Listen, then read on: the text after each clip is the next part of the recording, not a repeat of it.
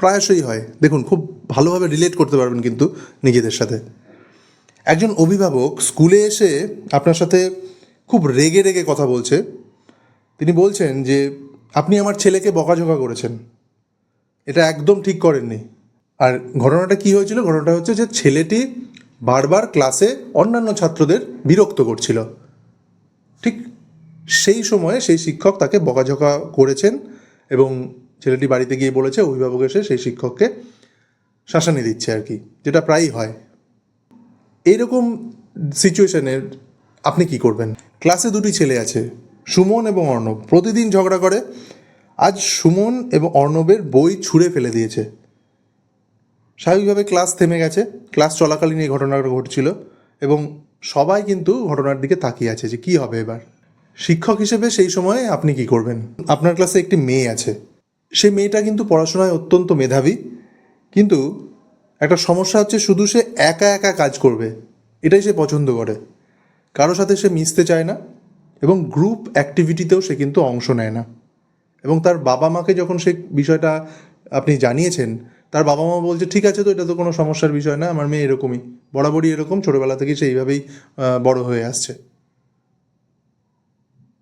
শিক্ষক হিসেবে আপনি কি করবেন সেই সময়? আজকে কয়েকটা ক্লাসরুম সিচুয়েশান দেব, যেটা প্রতিদিন আমরা ক্লাসে ফেস করি। আর ঠিক সেই সিচুয়েশানে, সেই সিনারিওতে তুমি ঠিক কিভাবে রিয়্যাক্ট করবে, কিভাবে সেটাকে হ্যান্ডেল করবে, সেই উত্তরটা দেবে তুমি আজকে। অর্থাৎ সিচুয়েশানটা আমি বলে দেবো, তার সাথে 3টে অপশানও দেব। কোন উত্তরটা সঠিক, অর্থাৎ সেই সময়ে সেই কাজটা আপনি করবেন, সেই বিষয়টা কমেন্টে জানাবেন। আর তারপরেই 5 সেকেন্ড সময়ে তারপরেই কিন্তু আমি উত্তরটা বলবো এবং তার সঠিক ব্যাখ্যাটা দেব। শুধু সিচুয়েশন হ্যান্ডেলিংই নয়, এই বিষয়টা কিন্তু টেটের প্রশ্নের একটা খুব important topic, classroom situation handling. তাহলে চলুন, বাস্তব পরিস্থিতি কিভাবে পরীক্ষার প্রশ্নে উঠে আসছে এবং সেটাকে সঠিকভাবে একজন শিক্ষক কীভাবে হ্যান্ডেল করে, সেই বিষয়টাও আজকের এই ভিডিও থেকে জানা হয়ে যাবে। সকলকে স্বাগত। চলুন শুরু করি আজকের এই ভিডিও।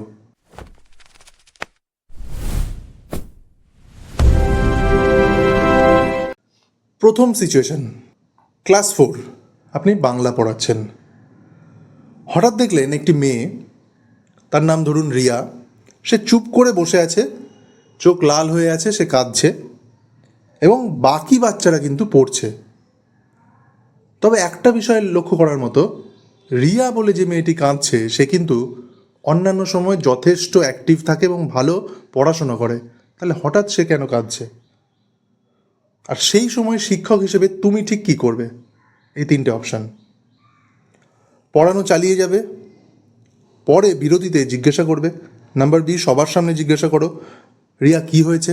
নাম্বার সি, শান্তভাবে পাশে গিয়ে আস্তে করে জিজ্ঞাসা করো যে প্রয়োজনে আলাদাভাবে কথা বলো।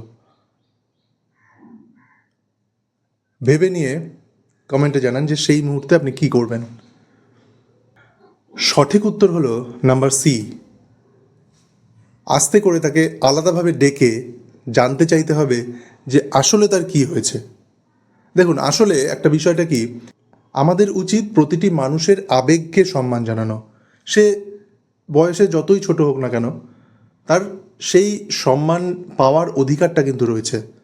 তাহলে যদি আমরা ক্লাসরুমে সবার সামনে তাকে বকাঝকা করি বা জিজ্ঞাসা করি যে কী হয়েছে, তুমি কাঁদছো কেন, তাহলে কিন্তু সে তার সম্মানে কিন্তু একটা আঘাত লাগতে পারে, সে ইনসিকিওর ফিল করতে পারে। আর ঠিক এখানেই ভাইগটস্কি তার সোশিও কালচারাল থিওরিতে বলছেন যে শিশুরা যখন ইমোশনালি ইনসিকিওর থাকে তখন কিন্তু তার শেখার প্রতি আগ্রহ কোনো থাকে না, আগ্রহটা চলে যায়। তাই পরিস্থিতি যখন একটু স্বাভাবিক হবে তখন কিন্তু আমাদের সেই বিষয়টা একান্তে তার কাছ থেকে জানতে হবে যে কী ঘটনা ঘটেছে, কেন সে কাঁদছে, তার মনের অবস্থাটা খারাপ কেন। আর টেটের নিরিখে ঠিক এই পয়েন্টটাও কিন্তু খুব গুরুত্বপূর্ণ, সোশিও কালচারাল থিওরি ভাইগটস্কির। আর সিডিপির টপিকের ভিত্তিতে যদি বলি, ইমোশনাল ইন্টেলিজেন্স আর চাইল্ড সেন্টার্ড অ্যাপ্রোচ, এই দুটো টপিক থেকেই কিন্তু এরকম সিচুয়েশান উঠে আসে এবং সেইভাবে একজন শিক্ষক রিয়্যাক্ট করবে সেই সময়। তাহলে আপনারা দেখে নিন উত্তরটা সঠিক দিলেন নাকি ভুল দিলেন। পরের সিনারিও, ধরুন আপনার ক্লাসে রাহুল বলে একটি ছেলে, সে একটি অঙ্ক করলো এবং 3 বারই সেই একই অঙ্ক সে ভুল করলো, এবং যখন আপনি শিক্ষক হিসেবে বোর্ডে অঙ্কটা করাচ্ছেন সে কিন্তু বোর্ডে তাকিয়ে আছে অথচ কিছু বুঝছে না। এরকম সিচুয়েশন কিন্তু প্রায়ই হয়। সে বুঝছে না অথচ সে কিন্তু প্রশ্নও কোনো করছে না, সে লজ্জা পাচ্ছে। তাহলে এই সময় আপনার কি করণীয়? নাম্বার এ, বাকিদের কাজ দাও, রাহুলকে আলাদা করে ছোট ছোট ধাপে বোঝাও। নাম্বার বি, রাহুলকে বলো বাড়ি থেকে আরও প্র্যাকটিস করে আসতে। নাম্বার সি, ভালো ছাত্রকে বলো রাহুলকে বুঝিয়ে দিতে এবং তুমি অন্যদের পড়াতে থাকো। তাহলে সঠিক সিচুয়েশন অনুযায়ী আপনার ট্রিটমেন্টটা কী হওয়া উচিত সেটা কমেন্টে অবশ্যই জানান। অবশ্যই সঠিক উত্তর হবে এ, বাকিদের কাজ দিয়ে রাহুলকে আলাদাভাবে ছোট ছোট ধাপে অঙ্কটা বোঝাতে হবে। ব্রুনার বলছেন তার স্ক্যাফোল্ডিং তত্ত্বে, খুব ভালো করে মনে করে দেখুন, যখন কোনো শিশু আটকে যায়, কোনো কিছু বুঝতে তার অসুবিধা হয়, তখন শিক্ষকের উচিত ছোট ছোট ধাপে স্টেপ বাই স্টেপ তাকে হেল্প করা, যাতে সে সেই লক্ষ্যে পৌঁছতে পারে। তাহলে সেই সময় কিন্তু আমাদেরও সেই ব্রুনারের তত্ত্ব অনুযায়ী কাজটা করা উচিত। তাহলে দেখুন তো আপনি সঠিক উত্তরটা কী দিয়েছেন, এ লিখেছেন নাকি বি বা সি, কোনটা ভাবছিলেন? আর সিডিপির টপিকে আমাদের রেমেডিয়াল টিচিংয়ের একটা অন্যতম গুরুত্বপূর্ণ অংশ কিন্তু এটা। 3 নম্বর সিনারিও প্রায়শই হয়, দেখুন খুব ভালোভাবে রিলেট করতে পারবেন কিন্তু নিজেদের সাথে। একজন অভিভাবক স্কুলে এসে আপনার সাথে খুব রেগে রেগে কথা বলছে।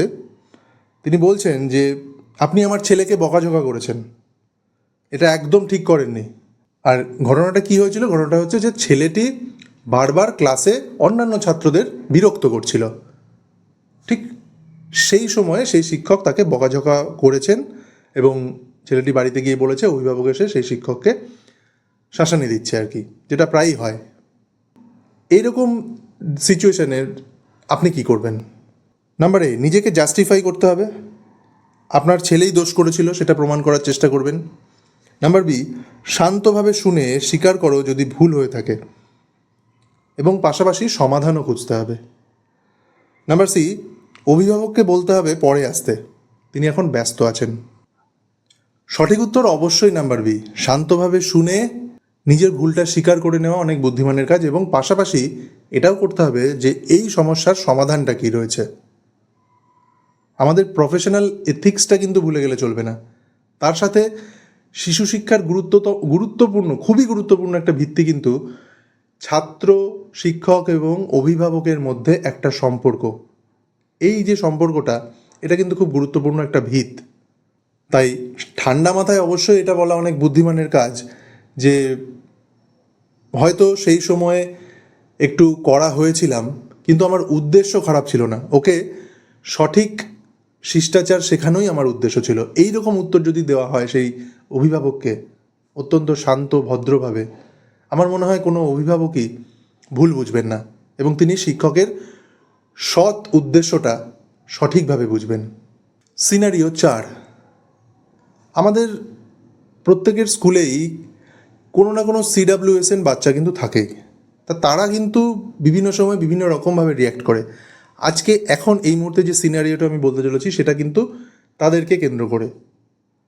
ধরুন আপনার ক্লাসে একটি শিশু আছে যে কথা বলতে পারে না, সে শুনতে পায়, বুঝতে পারে, কিন্তু মুখে কথা তার বের হয় না। সে ইশারায় উত্তর দেওয়ার চেষ্টা করছে কিন্তু বাকি বাচ্চারা হাসছে। এরকম ঘটনা কিন্তু প্রায়ই ঘটে। তাহলে এই সময়ে সেই শিক্ষক ক্লাসে যিনি আছেন অর্থাৎ আপনি সেই মুহূর্তে কী করবেন? নাম্বার এ, বাচ্চাদের থামাতে হবে এবং শিশুটিকে লিখে উত্তর দেওয়ার সুযোগ করে দিতে হবে। নাম্বার বি, শিশুটিকে এড়িয়ে যাও, অন্য বাচ্চাকে প্রশ্ন করো। নাম্বার সি, পুরো ক্লাসকে বলো সবাই মিলে ইশারার ভাষা শিখবে। অবশ্যই নাম্বার এ, অন্য বাচ্চাদের থামিয়ে শিশুটিকে লিখে উত্তর দেওয়ার সুযোগ করে দিতে হবে, কারণ আমাদের ইনক্লুসিভ এডুকেশন এবং আরটি 2009-এর সেকশন 3 কিন্তু এই বিষয়টাই বলছে যে একটি স্কুলে সমস্ত ধরনের বাচ্চার পড়ার সমান অধিকার রয়েছে, তাদের কোনোভাবে যেন সম্মানহানি না হয় সেই ব্যাপারটা নিশ্চিত করতে হবে কিন্তু আমাদের, অর্থাৎ শিক্ষকদের। তাহলে অবশ্যই এখানে নাম্বার এ হবে সঠিক উত্তর। 5 নম্বর ঘটনা। ক্লাসে দুটি ছেলে আছে, সুমন এবং অর্ণব। প্রতিদিন ঝগড়া করে। আজ সুমন এবং অর্ণবের বই ছুঁড়ে ফেলে দিয়েছে। স্বাভাবিকভাবে ক্লাস থেমে গেছে। ক্লাস চলাকালীন এই ঘটনাটা ঘটছিল এবং সবাই কিন্তু ঘটনার দিকে তাকিয়ে আছে যে কী হবে এবার। শিক্ষক হিসেবে সেই সময়ে আপনি কি করবেন? এই ঘটনাগুলো, আমি যে ঘটনাগুলো বলছি এগুলো কিন্তু প্রতিদিনই ঘটে, সেগুলো প্রত্যেক দিনের ঘটনা লিখে রেখে এগুলো আপনাদের সামনে প্লেস করছি, যাতে সেই অভিজ্ঞতা আপনাদের সাথেও কিছুটা শেয়ার করে নিতে পারি এবং আপনারা কীভাবে সেটা সিচুয়েশনটা হ্যান্ডেল করবেন সেই বিষয়টাও যাতে জানতে পারি। নাম্বার এ, সুমনকে ক্লাস থেকে বের করে দাও। নাম্বার বি, দুজনকেই বকা দাও সবার সামনে। নাম্বার সি, শান্তভাবে ক্লাস থামাও এবং দুজনকে আলাদা করো, পরে কারণ জানার চেষ্টা করো। কোনটা হবে সঠিক উত্তর? অবশ্যই নাম্বার সি। যে কোনো সময়ে কনফ্লিক্ট হলে পরে বা সেই কনফ্লিক্ট ম্যানেজ করতে হয় কীভাবে, সবসময় পরিস্থিতিটাকে শান্ত করতে হয় আগে। আবেগের বশবর্তী হয়ে যেন কোনো সিদ্ধান্ত আমরা না নিই। কনফ্লিক্ট ম্যানেজমেন্টের এটা হচ্ছে প্রথম রুল। তাহলে সেই মতো পরিস্থিতিটাকে শান্ত করে তাদেরকে আলাদা করে পরবর্তীতে জানতে হবে যে কী ঘটনাটা ঘটেছে। তাহলে এটাও কিন্তু একটা গুরুত্বপূর্ণ শিক্ষা আমাদের। 6 নম্বর সিচুয়েশন। বার্ষিক পরীক্ষার আগে দেখলেন যে আপনার ক্লাসে 8 জন শিশু প্রায় কিছুই পারছে না, কোনো পড়াশোনা কিচ্ছু পারছে না। এদিকে সিলেবাস কিন্তু শেষ করতে হবে, আর এই সময়ে 8 জনকে বাদ দিলে তারা নিশ্চিতভাবে ফেল করবে পরীক্ষায়। শিক্ষক হিসেবে সেই সময় আপনি কি করবেন, কি সিদ্ধান্ত নেবেন? নাম্বার এ, সিলেবাস শেষ করো, সবার জন্য সমান পড়াতে হবে। নাম্বার বি, এই 8 জনকে আলাদা করে রেমিডিয়াল ক্লাস দিতে হবে, বাকিদের জন্যে সিলেবাস এগিয়ে নিয়ে যেতে হবে। নাম্বার সি, অভিভাবকদের বলো বাড়িতে পড়িয়ে নিতে হবে। সঠিক উত্তরটা কী হবে বা আপনি এই সিচুয়েশান কীভাবে হ্যান্ডেল করবেন সেটা বলুন। অবশ্যই নাম্বার বি, 8 জনকে আলাদাভাবে রেমিডিয়াল ক্লাসের কিন্তু ব্যবস্থা করতে হবে এবং অন্যদের ক্লাসের যারা এগিয়ে রয়েছে আলাদা, তাদের ক্লাসটা চালিয়ে যেতে হবে। কারণ আমাদের নো ডিটেনশন পলিসি রয়েছে আরটিতে, সেখানে প্রত্যেকটা ছাত্রকেই কিন্তু রেমিডিয়াল টিচিংয়ের কথা বলা হয়েছে এবং যারা পিছিয়ে পড়ছে, দুর্বল শিক্ষার্থী, তাদের জন্য স্পেশালি তাদেরকে দেখাশুনো করে তাদেরকে পড়াশোনা করিয়ে উপযুক্ত তৈরি করে নিতে হবে।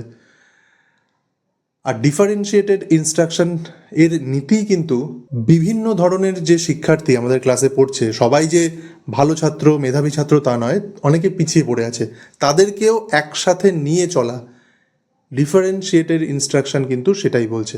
তাহলে সেই পদ্ধতি ফলো করলে আমাদেরকে সবার দিকে সমান নজর দিতে হবে, কেউ যাতে পিছিয়ে না পড়ে সেই বিষয়টা কিন্তু গুরুত্ব দিয়ে দেখতে হবে আমাদের। 7 নম্বর সিচুয়েশন। ধরুন আপনার ক্লাসে একটি মেয়ে আছে, সে মেয়েটা কিন্তু পড়াশোনায় অত্যন্ত মেধাবী, কিন্তু একটা সমস্যা হচ্ছে শুধু সে একা একা কাজ করবে, এটাই সে পছন্দ করে। কারোর সাথে সে মিশতে চায় না এবং গ্রুপ অ্যাক্টিভিটিতেও সে কিন্তু অংশ নেয় না। এবং তার বাবা মাকে যখন সে বিষয়টা আপনি জানিয়েছেন, তার বাবা মা বলছে ঠিক আছে, তো এটা তো কোনো সমস্যার বিষয় না, আমার মেয়ে এরকমই, বরাবরই এরকম, ছোটোবেলা থেকেই সে এইভাবেই বড় হয়ে আসছে।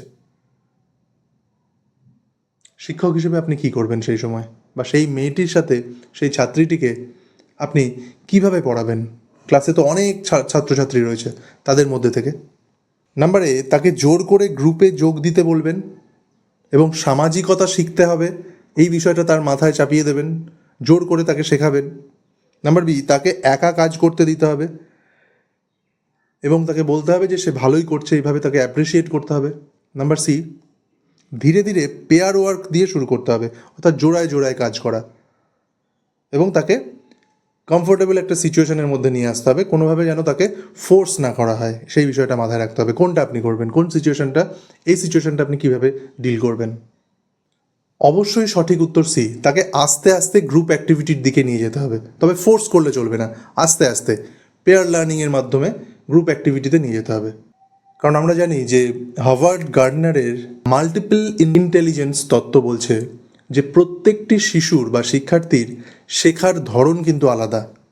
আবার ভাইগটস কি বলছেন যে সামাজিক বিকাশ, সোশ্যাল ইন্টারাকশনও কিন্তু স্বাভাবিকভাবে বিকাশের জন্য একটা অপরিহার্য বিষয়। তাই সব থেকে বুদ্ধিমানের কাজ হলো জোর না করে ধীরে ধীরে ঠিক একটা মধ্যপন্থা নিয়ে তাকে গ্রুপ অ্যাক্টিভিটির দিকে ঠেলে দেওয়া, আস্তে আস্তে ঠেলে দেওয়া। অবশ্যই তার মুড, তার মানসিক পরিবেশ, তার মানসিক পরিস্থিতির কথা ভেবে।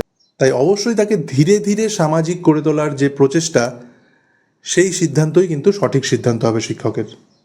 তাহলে বন্ধুরা, এই যে 7টা সিনারিও বা 7টা সিচুয়েশনের কথা আপনাদের সাথে শেয়ার করলাম, এখন কোন সিচুয়েশনে আপনারা কীভাবে সিচুয়েশনটা হ্যান্ডেল করবেন, কোন অপশানটা আপনারা বেছে নিয়েছিলেন, সেই বিষয়টা, সেই স্কোরটা কিন্তু অবশ্যই কমেন্টে জানান। এবং এই ধরনের সিচুয়েশন বেসড প্রশ্ন আপনাদের সামনে আগামী দিনে আরও নিয়ে আসবো কি না সেটাও কিন্তু অবশ্যই জানাবেন। কারণ এটা কিন্তু দীর্ঘদিনের শিক্ষকতার ফল এবং যে প্রত্যেকটা মুহূর্তে কিন্তু যে অভিজ্ঞতা সঞ্চয় হচ্ছে সেখান থেকেই তুলে আনা এই বিষয়গুলো। এগুলো কিন্তু কোনো বইয়ের এমসিকিউ প্রশ্নে পাওয়া যায় না, এগুলো সরাসরি ক্লাসরুম সিচুয়েশান থেকে উঠে আসা প্রশ্ন। তাহলে বন্ধুরা, আগামী দিনে দেখা হচ্ছে খুব শীঘ্রই নতুন টপিক নিয়ে। আপনারা প্রত্যেকে ভালো থাকুন। ধন্যবাদ।